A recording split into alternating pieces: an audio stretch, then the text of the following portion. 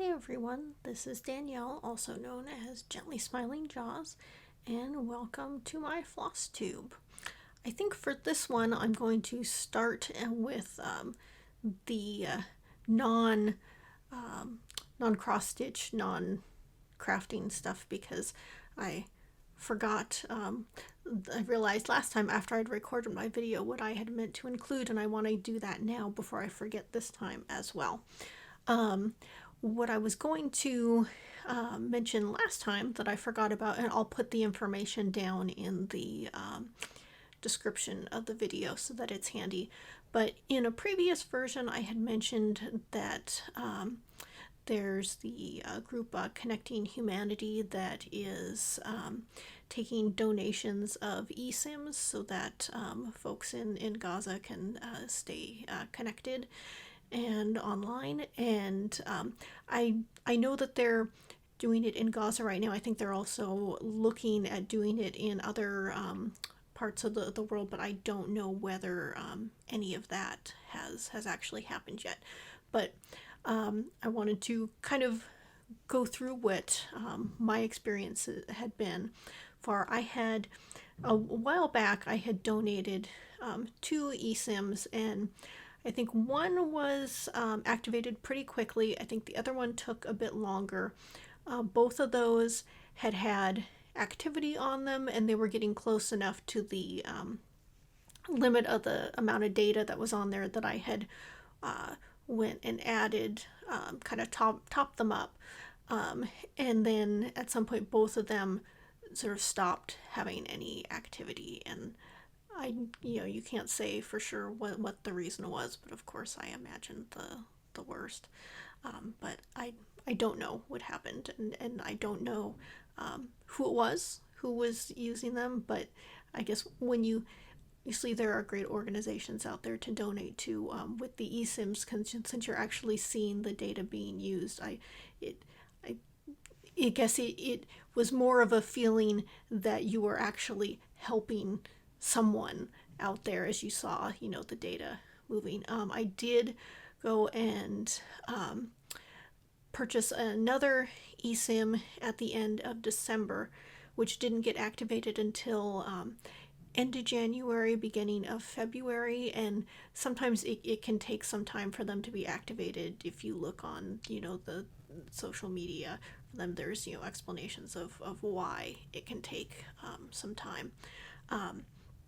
But once it was finally activated, it's been just zooming through data. It was a 10 gigabyte eSIM, and I think, like I said, it was only the end of last month, beginning of this month, and already I've topped it up multiple times.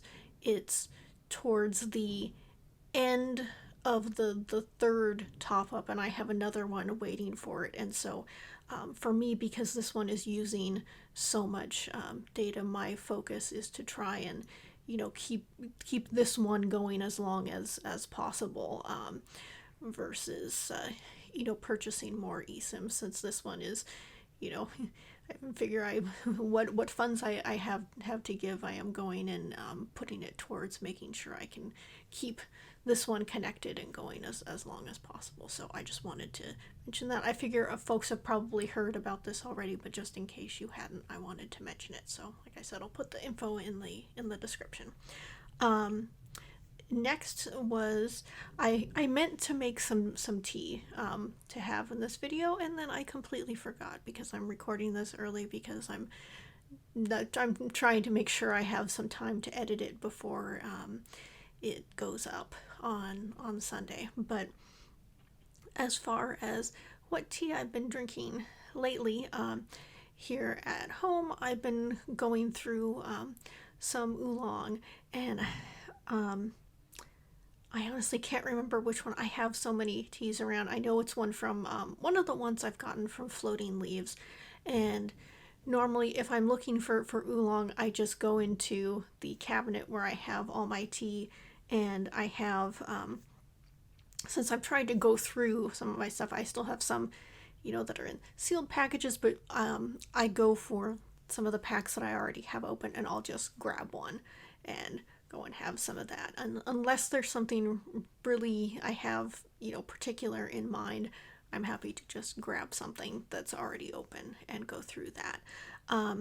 At work, since I can't do loose leaf tea easily at work, and what I've been doing is just kind of bringing in some bagged tea. So I had some Earl Grey tea there for a while. Recently, I actually got some of the celestial seasonings, or some of the herbal teas. There was like the raspberry, the raspberry zinger, and then some peach one, and I've just been going through that. Although, at home I definitely prefer the various, loose leaf teas. I'm certainly happy to drink bag tea, so that's what I've been having recently. And like I said, meant to make a cup beforehand, but already had sat down to film and realized that hadn't done that. So on to the actual crafting portion of what I've been working on since the last video.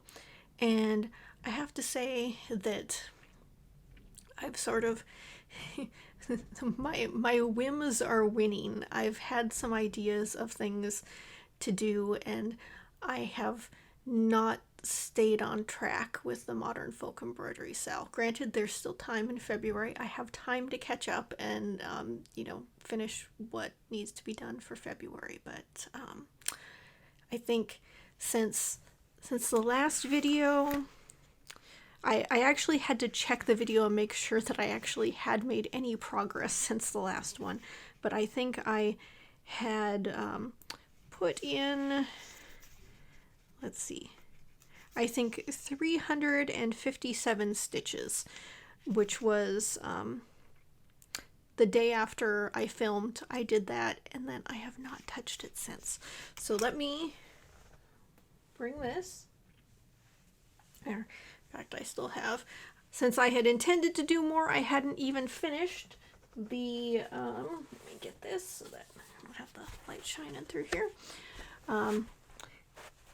It was mid-strand there, and because I had fully intended to go back and work more, and I have not done so yet. I think since the last video, I filled in some more of the brown in here, and then some up here. And then nothing on the other side yet, so I am certainly behind, but I guess how I'm rationalizing it to myself is that I do want to keep up, I do want to keep this going, but at the same time, like when I was slogging through the blankets last year, I don't necessarily want my fun activities to become a chore. So I'll show you what else I've been up to here shortly, but because I had something else that I was kind of so excited about, I just sort of was like, well, we're gonna do that, and I'm gonna come back to this because I do enjoy this, but I think if I had continued to stitch on this when I had this other thing in mind, I would have started to resent working on this as something that was preventing me from doing what I really wanted to do, and I don't want that. So we're gonna we'll see how things go. I fully intend to come back to this, but said other things have happened. So this had a little bit of work on it, and I also, obviously, I don't have any fully finished objects because I did not get around to framing those pieces that I had intended to get in frames. And again, intending to do it, it just hasn't happened yet. I'm hoping eventually when when work is a little calmer, and we're not there yet, but that I will then sort of be able to get some more of these things done like I want. But and that's the other thing, when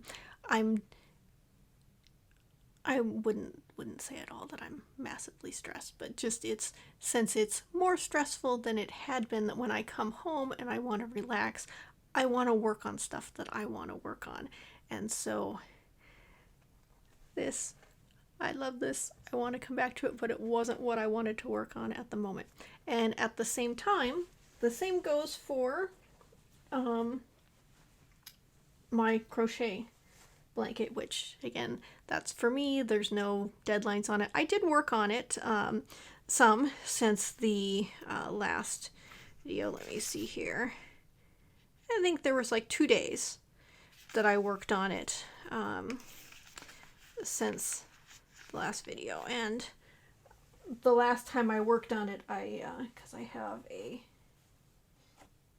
oh, now it's stuck on the lights there. I've got a little stitch marker there because normally I try and complete an entire row, and I did not with this one. It may have been something I was working on while talking on the phone and then kind of set it down. So a little taller than it had been before, but not a whole lot of progress on this. And part of the other reason I think there's not more progress is that the days that I worked on it were days, I think, when I was just getting a couple rows in, because since crocheting was one of the activities that was causing some arm pain, I was trying to be kind of careful about the amount and intensity of how much I was doing at a time, but still there's some progress, so that's good. The other thing, what I started next, I'm going to show you last, because there's where I started on part of it and then I started on another part of it. But this past weekend, because it was Lunar New Year, that's when I decided to start Modern Folk Embroidery's Here Be Dragons. And that was one of the pieces I had in when I was did my whip parade, and also talking about some of the things that I had kitted up. This was one of those, but I hadn't started it yet, and then I figured that Lunar New Year, Year of the Dragon, would be the best time to just go ahead and start in. So last weekend I got a good start on it, and I don't have my tablet with me, but I think on this that I was kind of right at about 1,400 stitches. I may have been at 1,400 stitches exactly. Yes. But this is on, let me check my notes here. The fabric is Be Stitch Me Catacombs 40 count. And I may have, when I mentioned it in my whip parade, kit parade, I may have mentioned the wrong fabric, because in addition to Catacombs, I also have Bedrock from Be Stitch Me, and I think that Bedrock was really what I wanted to go with, but that fabric I think was only, I don't remember whether it was a 28, or was it a 32 count? Maybe it was a 32 count, and I decided I didn't want to stitch on 32 count. I wanted to do the higher count, and so I did. I went with the Catacombs instead, since that was 40 count, and those two fabrics are pretty similar. But here is where I am at the floss is Thread Gatherer Silken Colors in Cerise Noir.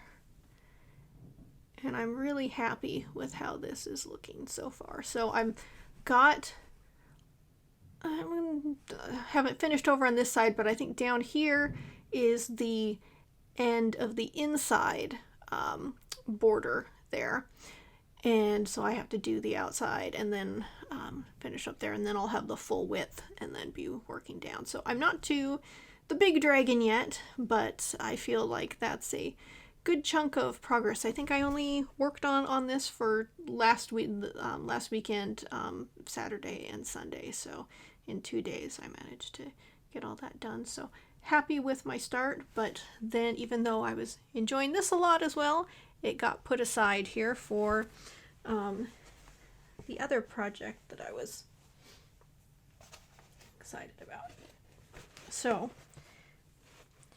if you watched, if you follow me on Instagram, you have seen some pictures that I posted of a border that I was working on, and I had this idea, and I sort of mentioned in a previous video that I liked Lindy Stitch's her airmail series that look like stamps, and I knew I wanted to do something with them, but I didn't want to, you know, do them as pillows or, you know, frame things individually. So I was trying to figure out what I wanted to do. So I had an idea, and I'm not entirely sure how this is going to be done yet, so it's still a work in progress, but I'm going to do some type of sort of book type finish, sort of like a book of stamps. And so I figured, as I'm working on sort of the first page here, so here, this is on 40 count white clay by Fox and Rabbit. I'll see if I can bring this in. So I have a border which isn't fully complete yet. That is sort of my idea, to do blue and red sort of feather shapes to sort of look like the blue and red around like an airmail envelope. Do they still do that, or is that just something that they used to do and that's what we think of? So yeah, this is not the full height yet, but this is sort of the first page, and the 4 stamps, which are not all, you know, yet. January will go here, and that's not yet. I've started to work on February. I figure I'd start with that because I really like February, and it was February, so figured that was a good time to start on that. So I can do February and March. Once April comes out, I can add that on there, but I will need to do the additional pages for the other one. So I will have all 12 once they're all released.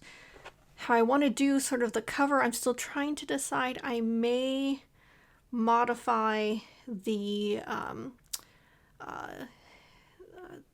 Stephanie of Lindy stitches her pattern for the Superb Owl event. I may have an idea about how I may modify that, but I'm not quite sure what I'm going to do. And again, still figuring out exactly how I'm going to put this together, whether it's going to be more of a book or if it's going to kind of fold a different way into a little book. But book of stamps is the idea here. So I'm going to be using for each of the stamps, using all the called for floss, the blue and red kind of feather border there.